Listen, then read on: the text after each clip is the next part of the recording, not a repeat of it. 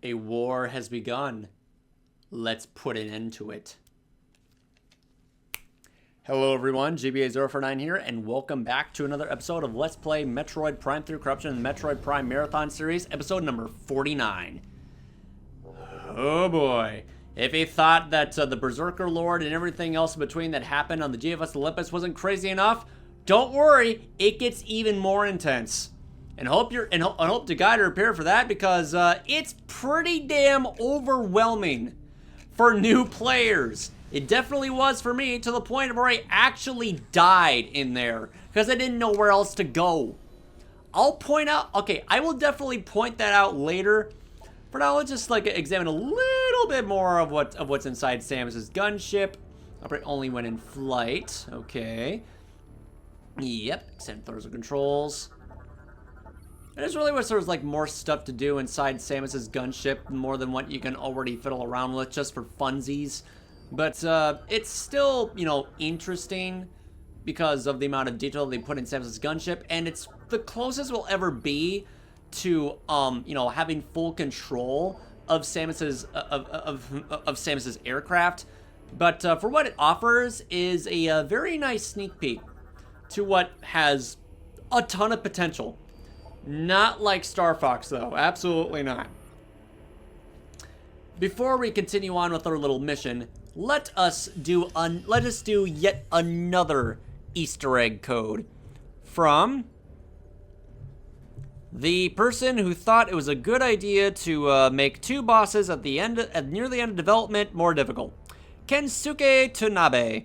All right, so the code on here is this one, symbol number 1, 3, 5, and oh wait, no, I messed it up. 1385. Whoops. 1385. 3, 4, 5, right here. 皆さんこんにちは、プライムシリーズのプロデューサーの田辺です。今回はメトロイドプライムシリーズの完結編ということで、作らせていただいてますけど、楽しんでいただいてますでしょうか。レトロの人たちとね、一緒にこれで足掛け5年以上仕事をしてさせていただいて、いいものができているんじゃないかと思ってます。プライムシリーズレトロとの仕事は、一旦これで完結しますけれども、プライムシリーズはまたこれからも、作っていこうと思ってますので、よろしくお願いします。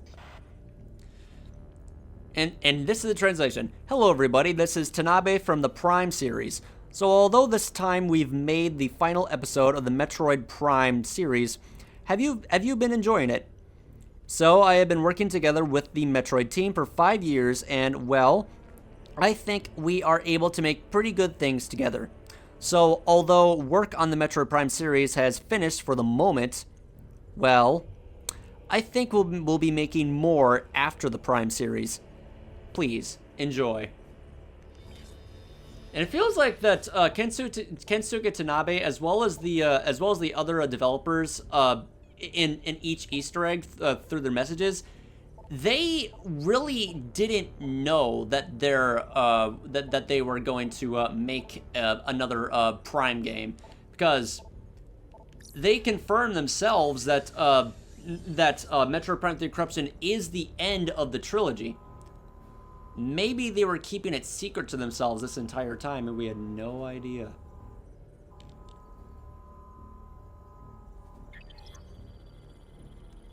Biohazard scan. Status clear. Well, for right now, that is. Oh, how quickly things change once we, let me just turn this off. There we go. Let's take a look at what this button does.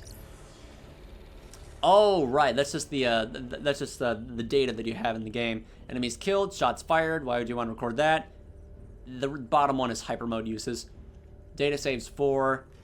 I always kept track on how many times I used hyper mode in the no hyper mode challenge. I think it was below 20, I believe. I really cannot remember, but yeah. Up until I went to the Space Pirate Homeworld, I was only using it during boss fights and phase-on cores. That's it. Docking Hub Alpha. And here's one little nitpick that I have with Metroid Prime 3 Corruption, is that the traveling cutscenes between galaxies and different parts of the planet cannot be skipped. They are a loading screen, and it's kind of annoying on how long it has to take for it to finish. Well, as cool as this one is, though. See all those mini explosions that were happening on the surface of the planet? Yeah. This planet is under attack. Seriously, the setting in the setting in the beginning of Metroid Prime 3 Corruption is so fucking intense and so oppressive that I cannot believe on just how on how much pressure is weighed in on the player for them to just be involved in this story. Like, it's so important, so dire, and one false move could be the end of everything. And it does happen. Our situation doesn't look good. The pirate attack has knocked out our generators and disabled the planetary defense system. This cannon was our only weapon capable of taking out orbiting ships. We need you and the other hunters to get the generators back online and restore power to the cannon so we can repulse this assault. Another thing that I really like about the introduction in this game is the character, I guess you can say character connections that you have when you're involved in this crisis. Like, everyone is involved in this situation, and you're working together to take down the enemy team or enemies, like the enemy invasion. And the way they handle that is extremely good. I'm uploading the generator coordinates to you now. Good hunting. So much to the point that the situation on the invasion on Norion is so overwhelming that even for Samus, it's not possible. No, I'm not even kidding. This is one of the rarer moments in this series of where missions like this are impossible for Samus to do. And we have Rundus to thank for that. Pretty soon one of those cannons are going to be destroyed. I think it's this one. Yep.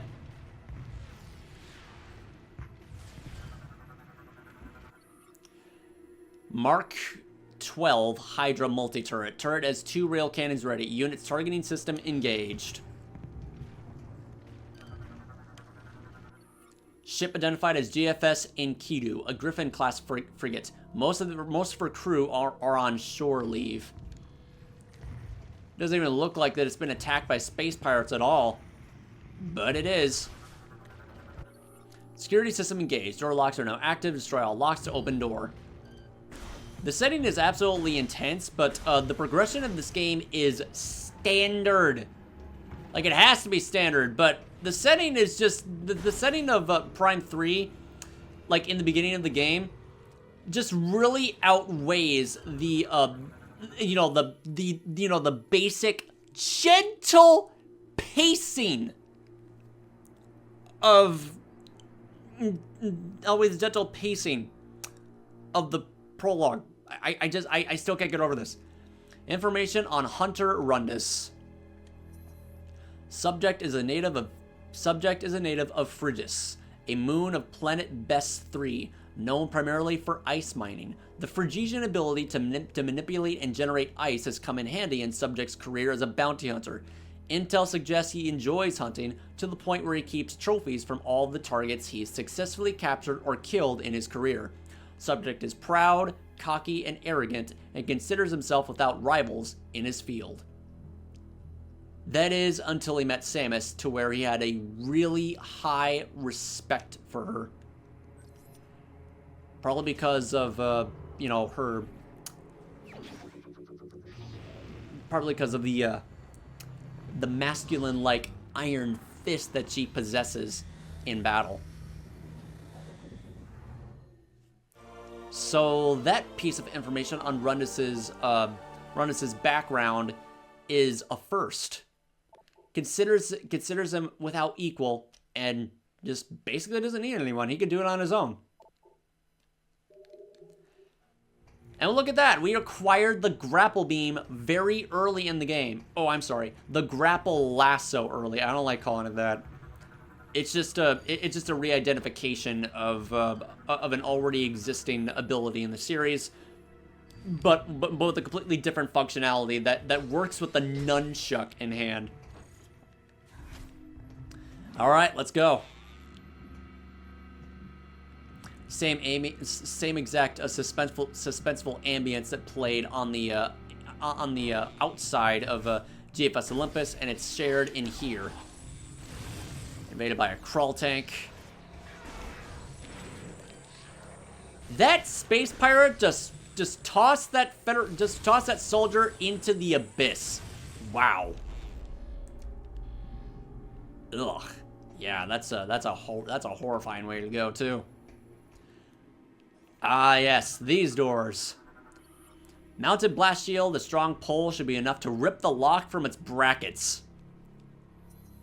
Mounted blast shields are unique in that they often have a primary locking system. These systems commonly come in the form of multiple release locks that must be hit in a sequential order. Once this locking system is disengaged, the shield can be removed. Weapon fire is insufficient to damage the shield, but it can easily be torn off with a strong pull. This is so fucking cool. Boom. Yank that shit off the door and yeah. It's really good. To see soldiers here. Biosigns negative. Target has suffered numerous energy burns. Energy source, phase on. Another one over here. Target is deceased. Appears to have suffered fatal wounds from friendly fire. Probably because there were so many enemies in front of them that they accidentally shot one of their allies. Could have been avoided too. Circuit board damaged. Welding repairs necessary to restore door operations. Over here too. Subject has flatlined. Cause of death: heart failure due to extreme cranial trauma. Something we can't open up here, I don't think. Oh wait, no, we can. Caution: high voltage. Can I actually scan this from here? Eliminate any enemy presence to restore panel operations. Or, you know, just yank this off. Oh, wait, never mind, we can't. Right. I mean, we do need to, say no to this minigame. Pretty sure it might have been, no, it's not. It's not disabled yet. Like, you really don't need to do this. You can just tank all the hits that way. Objects that shimmer can also be grappled.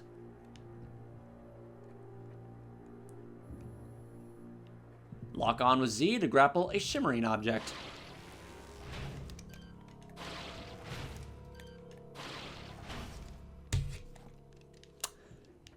These controls are so damn good. It's illegal. Last door is made of pure Jovian steel. Controls are offline, impervious to your weaponry. But we'll definitely get through it via Gore and Berserker Knight. System analysis complete. Power conduit B is inactive. Start generator to charge conduit. System analysis complete. Power conduit C is inactive. And the generator number... generate number letter A. I think letter A is right here. Yeah, okay, right here. This is where we need to go. Control tower doors are locked shut until all generators can be brought back online. A, B, and C. Unable to divert local power. Start generator A to power unit.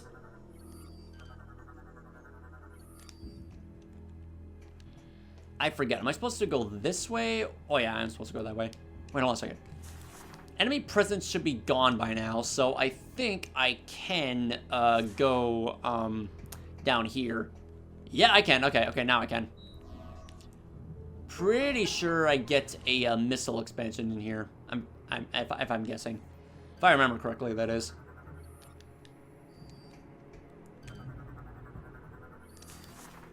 All right, let's go. Another thing that I really love about Metroid Prime 3 Corruption is the way on how Samus moves in the game. Unlike in Metroid Prime, where she moves she's very bulky and moves around as if like she's moving underwater, and Prime 2 Echoes is a little bit stiff in certain points. Metroid Prime 3 Corruption really like emphasizes the you know, agile and flexibility of Samus. Like, she is incredibly agile in her animations when she exits Morph Ball, moves around, and all that, and it's just really cool to look at every single time. You know, I completely forget that this is a missile expansion that can be obtained, you know, in the beginning of the invasion, but you can also get it without this Jolly Roger class drone, you know, interfering with you. Just make it somewhat difficult, but still manageable. And that's a kind of lock-on system that those things never use throughout the mission. Oh yeah, another thing I forgot to mention about how good Metroid Prime 3 Corruption's controls is that you don't need to do a Morph Ball bomb jumping, you know, like on the ground, like to time your bomb jumps to do a double bomb jump. You can just flick the Wii remote and just do a spring ball. Yeah, spring ball is in Metroid Prime 3 Corruption. It was carried over in Prime 3 and Prime Trilogy to make things a lot more convenient, especially in a lot more smoother, convenient, easier, especially in the case of the Spider Guardian in Prime 3. And we have another mandatory energy tank.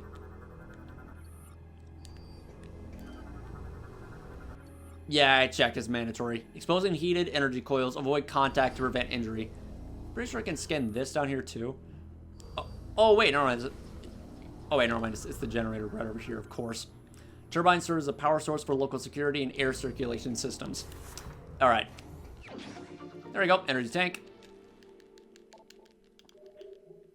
Weird of how those little pistons shimmer yellow. Oh wait, never mind. They do it as a warning.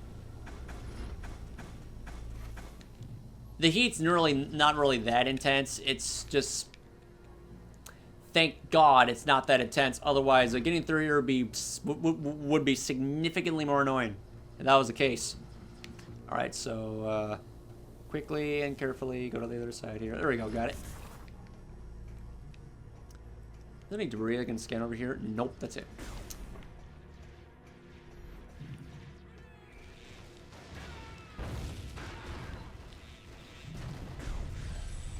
Premature detonation on the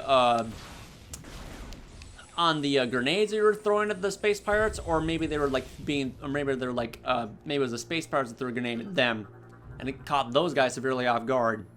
Red blast shield.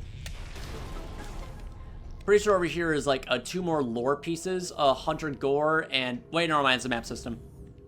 All right, no, but it is a map system and lore. All right. Let's go download this data.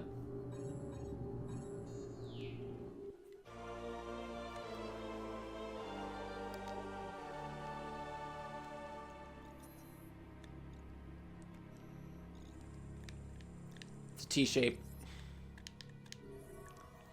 All right. Over here is Valhalla Incident. Foreshadowing way later on into the game of what... on how the beginning of this crisis, you know, took root. The GFS Valhalla was on a training mission after receiving new crew at Tybus. We believe the Valhalla was ambushed en route to the training base by a fleet of pirate vessels. Data suggests the pirates were using upgraded starships powered by Phazon, that plus superior numbers were more than the Valhalla could handle. Current whereabouts of the Valhalla are unknown. She is presumed destroyed in action. Well, that presumption is definitely correct. But there's something more important inside there that we cannot leave behind. Hunter Gore. Subject is a veteran of the Liberation War of Wotan 7. Only 6% of Subject's birth body remains. The rest is state-of-the-art cyberware. Despite his career in heavy cybernetic modification, Subject is known for his high level of empathy and compassion. Gore is rather gentle and approaches situations logically, but is not the most skilled of fighters. Intel suggests he even has a sense of humor, which is never really shown in the game aside from catch. That's it. Subject has often championed the weak, poor, and downtrodden, working for free or giving bounty money earned to the victims of his targets. Subject can merge his cybernetic body into larger mechanisms, including gunships and fighter craft. This merging will alter Gore's personality, and he will become incredibly aggressive and violent. Data indicates a high proficiency with computer infiltration and manipulation, high level of mechanical empathy with artificial intelligence. Why isn't there a scale model on him outside of his mech? Also, it's interesting that is a veteran of the Liberation War on a planet, and 6% of Subject's birth. So he was never born a machine. He was just heavily altered in there to survive. I always thought he was always some sort of computer mechanism that was born on some planet that was made that way, but no. He's actually organic. He's 6% organic of what remained before the war on that planet. I did not know that before. That's fascinating. Hunter Gandrada. Subject homeworld unknown. Possesses metamorphic abilities similar to the biomorphs of Jovia 12. Can assume the form of abilities of most living things, including bioforms considerably larger than the subject. Scans are unable to determine subject's age, but Psych Evil suggests a high degree of youthfulness. So she's young. Intel suggests that bounty hunting is akin to a sport for her, one she enjoys considerably. Subject perceives the veteran hunter Samus Aran as her chief rival, a rival she intends to surpass as soon as possible. That sounds very antagonistic the way that it's written, but the way that the game handles that is that she's just that Samus Aran is Gandrada's admirer. It's just never explained. It is never told to you. It's something for you to figure out and think for yourself.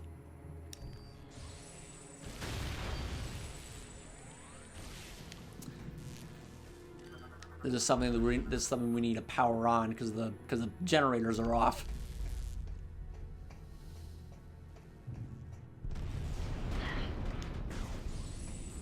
Currently, so far, the setting is gradual, but insidious. Jump mine, anti-personnel unit, rises in the air and explodes once engaged. Jump mine was developed by the Space Pirates as a cheap alternative to an armed trooper. The jump mine scans its surroundings until it detects an enemy target. It then triggers a small thruster, jumping a set distance in the air. Once launched, its weapon pods engage, saturating the local area of fire. It explodes afterward to prevent use by enemy forces.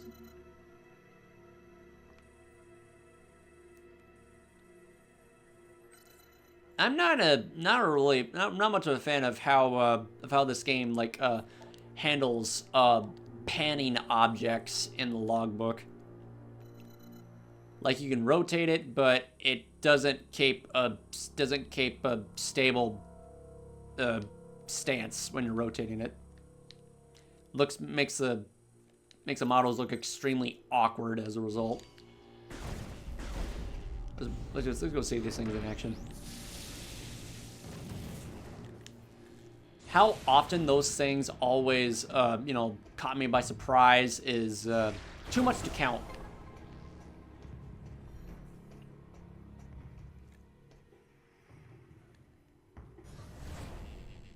You really shouldn't act surprised, Samus. Doors always lock behind you. You should get used to it by this point. Different new enemy. Pirate Trooper. Oh, I forgot to read that over. Pirate Trooper.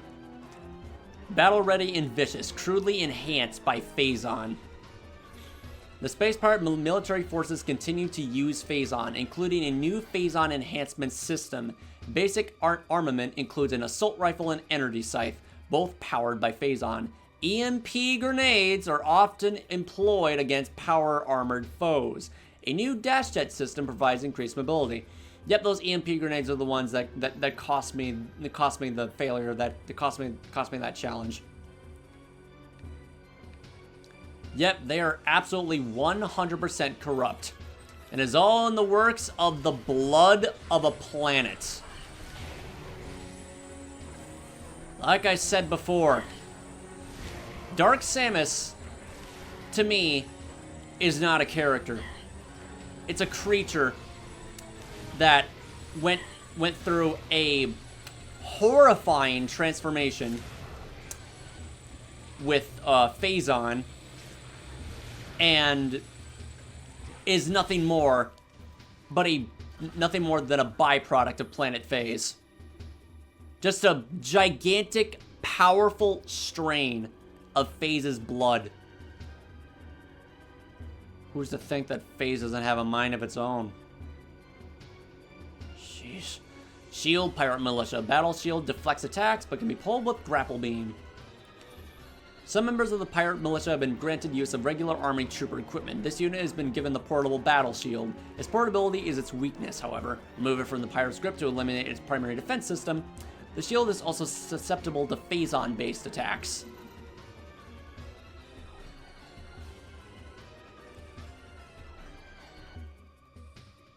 Interesting of how there's a little opening over here, so that way you can actually see where you're shooting with the shield, engaged in front of you. I always thought that was a flaw because, like, oh, you can just like shoot the, you can just shoot right through it over there. No, I guess it also has a energy shield that surrounds the enemies too. You can rip shields off enemies. No way, really? That's so cool! I'm not saying that sarcastically, by the way, even though it kind of sounded like it. But no, I'm just being dead serious. It's really cool you can do that in this game. And this Arrow Trooper. Jetpack provides aerial mobility. Homing attacks recommended. Enemy after enemy after enemy. Arrow Troopers are dangerous foes, but their lack of armor leaves them vulnerable to explosive blasts. A weakness also lies in the jetpack. Igniting it will allow the pack to be separated from the pilot. They use twin remote attack pods to engage targets. The attack pods are capable of using a particle cannon or a helix missile pod. They can tap their Phazon power unit to warp from point to point.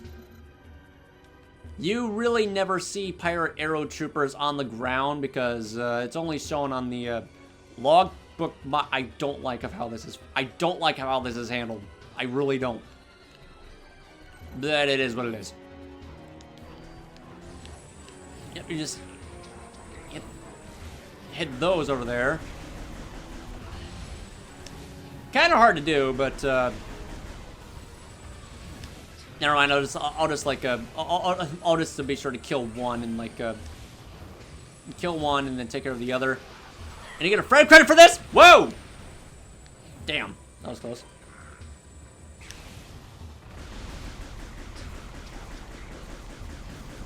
Is it just me, or do I or do I hear the Arrow Troopers speaking in a space pirate language that sounds like they're saying, "Try to kill her"? Like, listen very closely. Yep, see right there. It really does sound like it. It really does sound like they're saying that. Can't be just me. I'm trying to get that friend voucher credit. Never mind. I don't know how. I really don't know how to do that.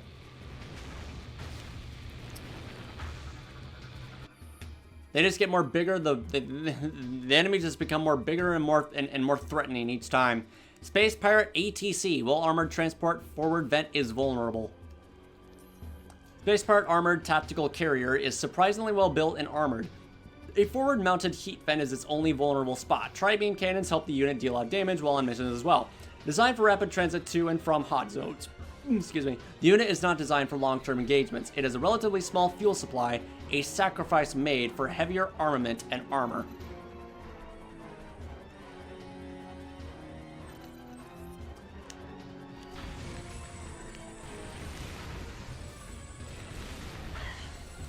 Just some slight combat here. Then after when all those pirates are done and taken care of, more space pirates come on by and ambush Samus to where she's completely surrounded, and when all hope seems lost, the best character in the game comes in to save your life.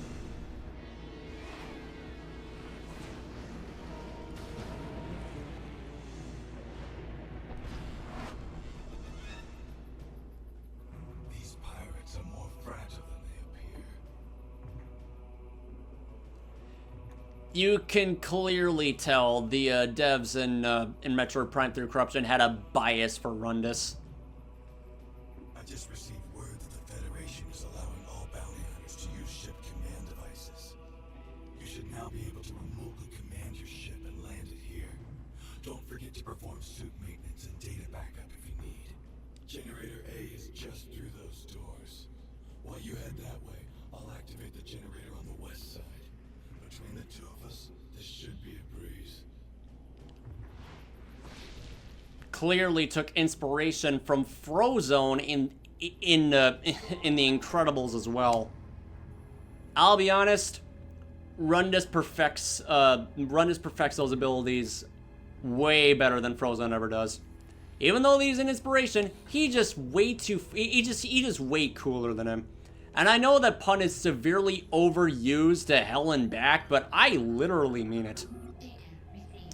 Rundus is just an incredibly well-written character that you just really cannot help but just grow attached to because of how often he's always in your aid. Really makes you think that for the amount of characters that that Prime 3 Corruption gives to you, there's you know, clear indication of development in here until you realize that this is Metroid and there is no hope or, you know, just about anything in this game. Everything is hopeless. There is no happy ending. It always has to end in tragedy, in some way or another. I mean, sure, you're victorious, but not without a cost. Get to those later, but I'll keep this brief. I know it's par for the course, but at the exact same time,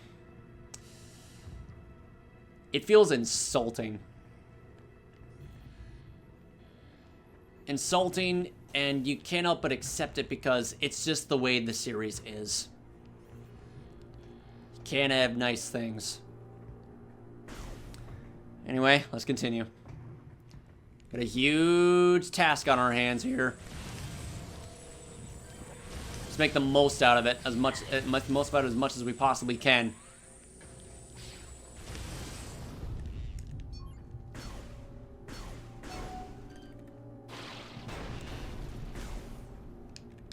Remember what I said earlier about this game making you feel like you're on an internal time limit in the beginning of the game? Well, the amount of pressure that weighs in the Norion segment is just masters of its craft when it comes to narrative and story progression, narrative, introduction, presentation. Everything else in between is just extremely well made, and more people need to talk about it. I really cannot just, put it into extra words on how good the presentation of Metroid Prime 3 Corruption is. It's so fucking intense and just unprecedented on how much goes on that it really does feel like that the end really is, like the end really is approaching. Now we're in the middle of a mini enemy encounter, not mini boss. Very similar to how the Hive Mecha functions in Metroid Prime with the Ram War Wasps, but a little bit more annoying. Jolly Roger drone. Fast and fragile aerial drone fires bursts of phazon energy. The Jolly Roger drone is designed for quick aerial maneuvers, but this comes at the cost of survivability. Fragile armor of the unit is vulnerable to weapon fire of any type. Jolly Roger is based on Federation tech, but it's been considerably upgraded. Powered by phazon, the mechanoid can be a serious threat in battle, especially in groups. Well, they do look kind of cute, though. I can't complain. All right, let's go. Get that red credit over here. Oh, didn't actually know they changed space. They didn't change places. That's new to me.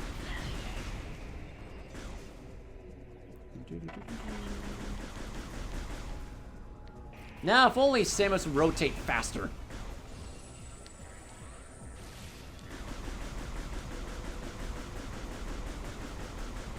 Now, seriously, I really wish you would. Oh, wait, never mind. It's just that simple. Here we go.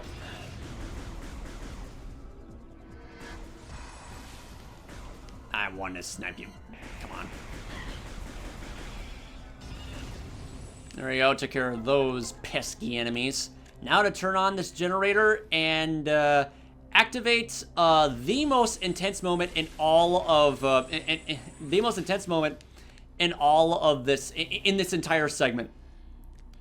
So much to the point that I don't think I have time to scan everything in this place. Okay, actually, never mind. I do, because the timer does not stop until after you activate until after you defeat Meta Ridley. But still, it's unbelievably intense.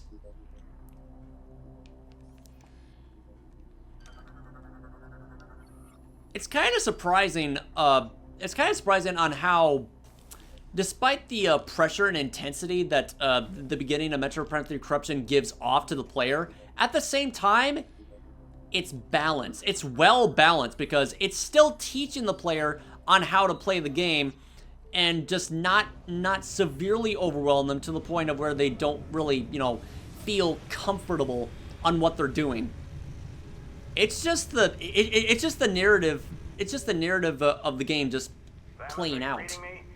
Something big is happening up here. What in the name of...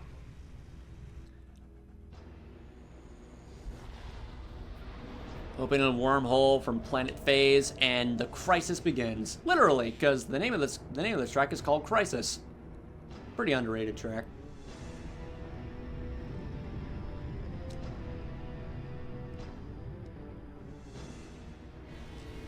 Oh boy. Samus is heading right at you. That's why the pirates disabled the defense system. They intend to smash this thing into Norion. Get that cannon back online, or everyone down there is as good as dead. Yeah, that would freak out anyone, because you really don't. It really does make you feel like that you literally do not have any time to waste in this part of the game, because of how much shit is going on. The intense music playing in the background feels like you're in the middle of a war, and you're just still learning the game. At the same time, it's still balanced and it is giving the player a chance to breathe until after they defeat Meta Ridley. That's when things kick in a high gear. But jeez, there's only so many words I can give to just talk about how good the beginning of this game really is. I keep on reiterating the same things over and over, but still. What more could I possibly need? All clear.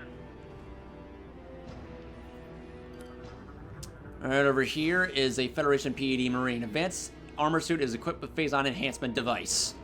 Oh boy. Federation has created a system that utilizes phazon to increase the power of the armor worn by Galactic Federation Marines. What could possibly go wrong? Apparently not with them, because they're able to, control themselves. Somehow. Oh, it's a machine, right. While active, the phazon unit enhances the attack and defense systems of the armor suit. Alright, let's go talk to him. Samus, I'm with the PED Delta Squad. My phazon-enhanced weaponry should be able to hold off any more trouble. I'll guard this area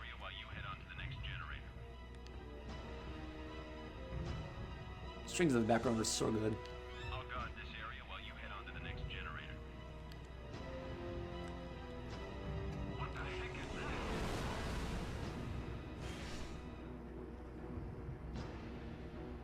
that? I'm shaking my head in disbelief right now.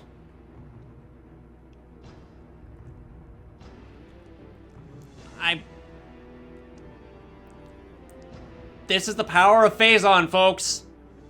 This is the power of Phazon. It can overtake and corrupt, control the mind and will of anyone.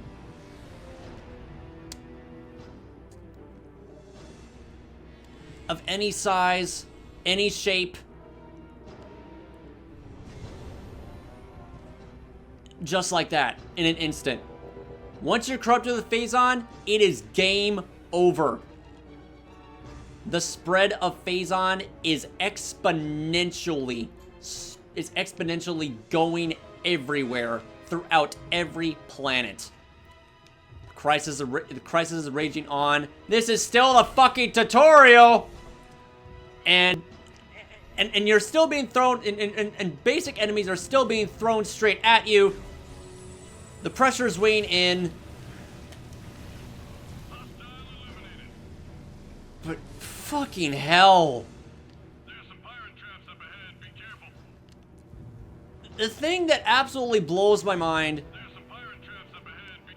is that, yes, it is definitely Dark Samus that is responsible for controlling an entire fucking armada of space pirates and overtaking Ridley for all that matter. I forgot what I was about to say. What is the thing that blows my mind here? I don't remember. I'm just losing my mind. Am I turning corrupt? Am I still sick? Probably. No, I'm clear. I'm all clear. I'm good.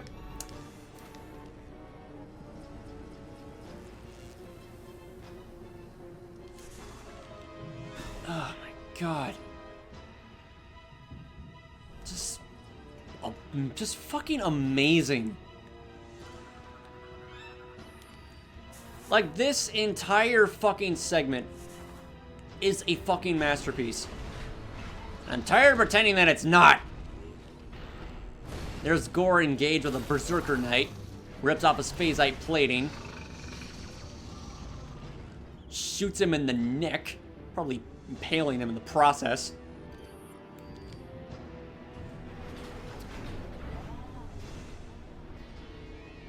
Even though that Gore's personality changes as going to mechs, he's still able to control himself. This one has finished bothering us. Go on ahead. I will stay here and protect the area. Yep. Thanks for that. Proceed quick to generator C. And reactivate the defense system before we're all vaporized. Go on, get out of here. Go on. Proceed quickly to generator C. You really don't have time for this. Uh-oh. Our scans of the meteor have detected massive quantities of phasor. It could be some sort of bomb.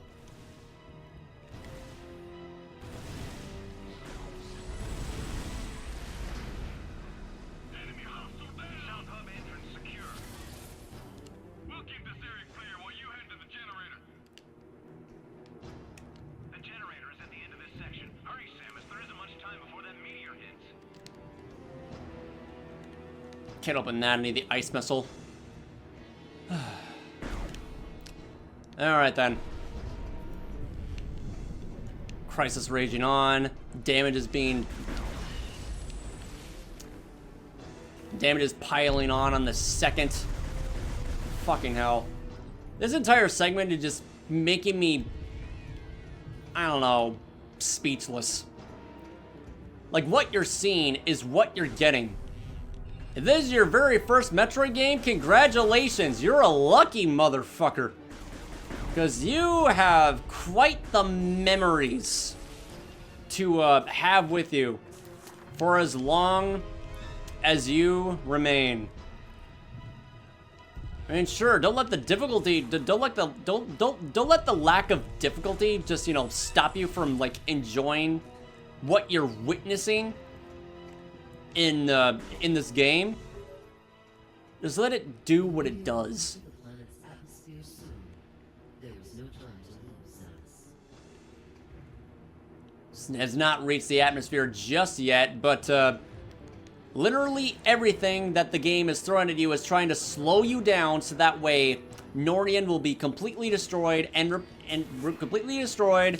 infected by a gigantic bomb of Phazon and just spread the corruption further throughout the galaxy.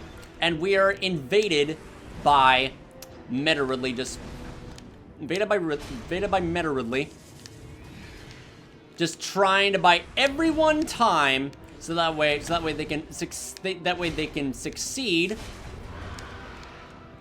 on their mission of planetary yeah. Oh yeah. And the build-up to the next boss fight that I still fucking cannot believe. To this very day, the boss fight in Meta Ridley's boss fight in Metroid Prime 3 Corruption still continues to blow my fucking mind. On how it builds up and just the entire freaking concept on how it's designed. I just fucking how? I still cannot believe that the boss fight of Meta Ridley is something that happens in the beginning of the fucking game. Do I even need to... Samus, I was able to get Generator B back online. If you need any help. Here they come again. Do I even need to talk more about talk more about the Meta Ridley fight in Metroid Prime 3 Corruption, and also on like how much I easily prefer it in over the first over him in the first Metroid Prime? Do I even need to talk more about it, or should I just let the freaking, you know, build up and, you know, the presentation of the fight to speak for itself? I'll probably choose the latter because, jeez. This segment is amazing. This segment is amazing. I fucking love this segment. It's so beautiful. It's so perfect. It's absolutely amazing. I'm losing my mind. I'm slowly turning corrupt by the minute here, guys. Like, jeez. And everyone is involved in this situation. Yeah, I was surprised too when I first saw that. I thought for sure Space Pirate was betraying his own numbers, but nope. It's just a character introduction and taste of Gandreda. Is definitely not my style. Machines aren't my thing either, so I'll let you get this generator back online. Thanks, Sammy. It's the corruption in her brain that makes her contradict herself in the fight, because she morphs into Gore and Space Pirate Gray, regardless. So yeah, okay, whatever. All right, let's go pull this device.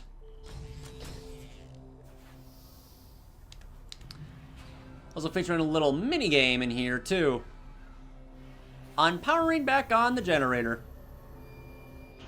via morph ball tunnels and devices to turn on. Go on the very top, get ambushed by Meta Ridley out of fucking nowhere, and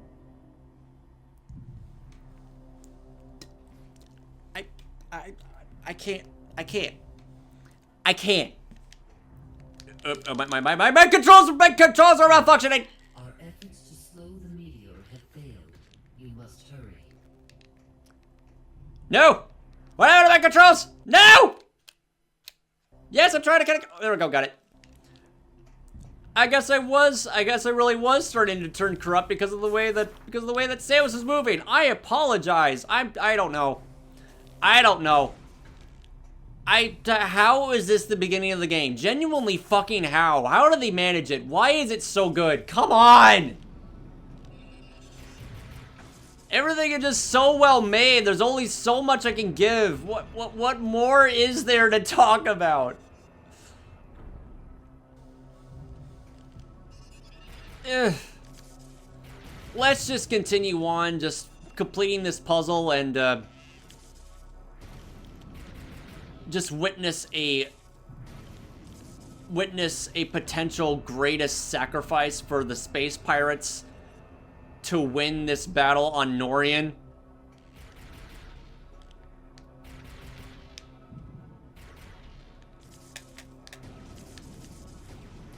Yeah, to this day, the fight against Metroid Prime through Corruption remains as one of my all-time favorite boss fights in the entire series. And I'm confident to say that nothing will ever replace it in the top 10. That is a fucking promise.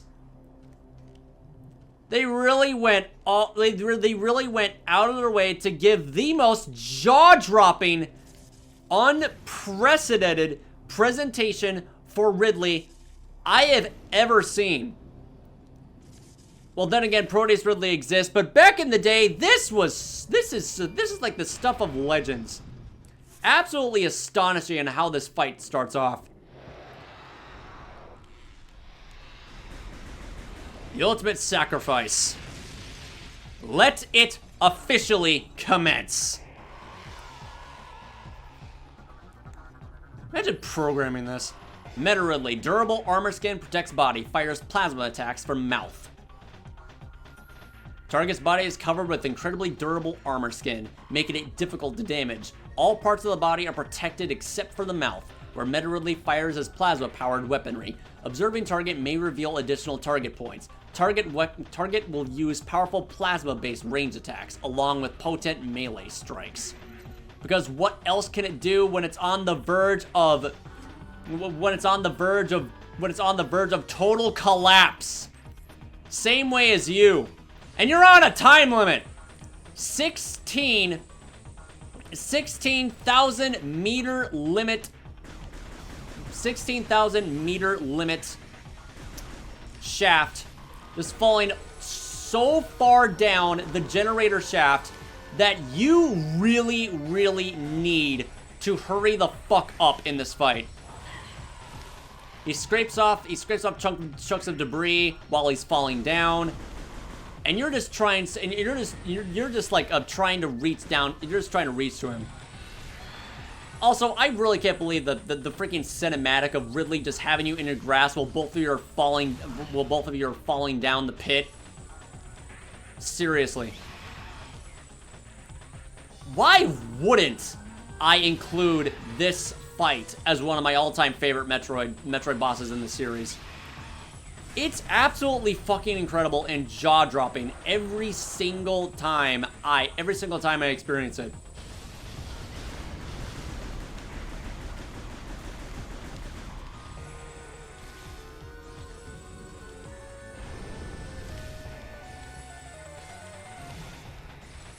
And you don't even need another Ridley theme song for Meta Ridley in Prime 3, because he's still Meta Ridley. Didn't arrive in Prime 2, but he's definitely got a lot of tricks up his sleeve in Prime 3. Attack the glowing weak spots, just like what the Berserker Lord taught you, and it's still treated like a fucking tutorial! Seriously? Oh yeah, I really gotta hurry here. And now he's so far down that you really have to aim precisely at his mouth and avoid all the debris that he's throwing at you.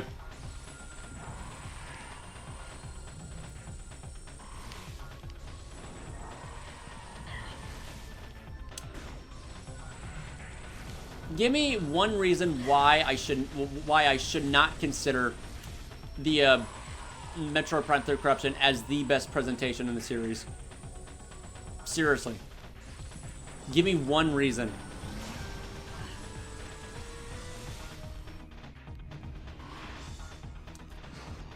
So it may be asking, how does Samus escape?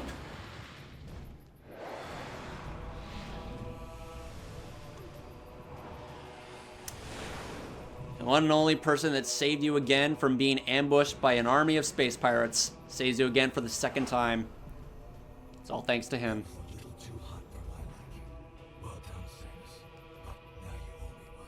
I wonder what he meant by, like, a little too hot for his liking, as in, like he was feeling the heat in the, like he was feeling the heat in the core of the planet, so he couldn't really handle that heat there. Too hot for my liking, or maybe he enjoyed the, maybe he enjoyed, you know, Samus taking care of Ridley in such a ridiculous way. It is like, yep, you've earned my respect. I already took care of Generator B, so I'll leave it to you to get this final generator back online. With that, we can activate the cannon. And from the looks of the area of Generator B, it really does feel like that that Rundus activated the generator in such minimal effort because of the amount of Phazon that is overrun in that place. Either that, or the Phazon, you know, spores and creatures were, you know, beginning to develop and, you know, mutate over time before it you know, escalated in that time. So perhaps so. I don't know. When you're done, head to the control room. I'll meet you there. Indeed, Rundus. Indeed. Yeah, we really do not have any more time. We really do not have any more time here. So all that we need to do now is just activate this generator and hurry the fuck back to the control room before time runs out. Here's the thing that that really drives me crazy in this segment of the game. The meteor is about to strike the surface of planet Norion as is really close to strike the planet of planet Norion as we speak, and the entire time there's no time limit. It's not shown to you. It's told to you. You're supposed to pay close attention to what the Aurora Unit 242 is saying while you're on your way to go back to on your way to go to on your way to the control room. You must get to the control tower and fire the defense cannon. We are uploading the location of the control tower to you now.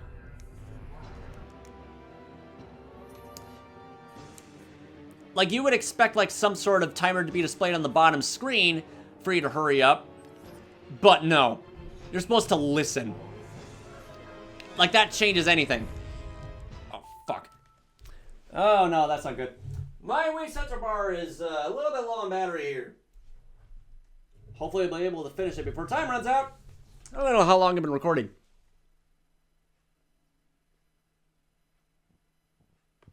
I might as well just stop. Yeah, I'm gonna stop here, actually. I definitely do have time to, well, you know, finish the rest of this segment, but I've recorded long enough. This segment is amazing. This segment is amazing. Oh my god! Ah! It's so good. Oh god. Okay, so before I waste any more time in here, I am going to end this episode right now. So yeah, hope you enjoyed this episode of Metroid Prime 3 Corruption, Metroid Prime 3 Corruption and the Metroid Prime Marathon Series, episode number 49. Hope to see you again in the next one, of when we escape planet Norion, save its life and everyone else on board, get corrupted by Phazon, and begin our exploration to purge the crisis of Phazon once and for all. What are the costs of so many? Get to that next episode. So hope you're looking forward to that as much as I am. Well, aside for one thing. And hope to see you again in the next one. Thank you for watching, and I'll see you later. This is GBA049, signing out, going offline. and see you next mission. Oh boy. I don't really need to, like, speak in detail, like, on how good the crisis is, because the amount of pressure that weighs in on the player is enough. It just speaks for itself. It's the beginning of the game, functions as a tutorial, and yeah, it really does feel like that things are just growing worse, and Phazon is overturning everything as we speak. All right, see ya.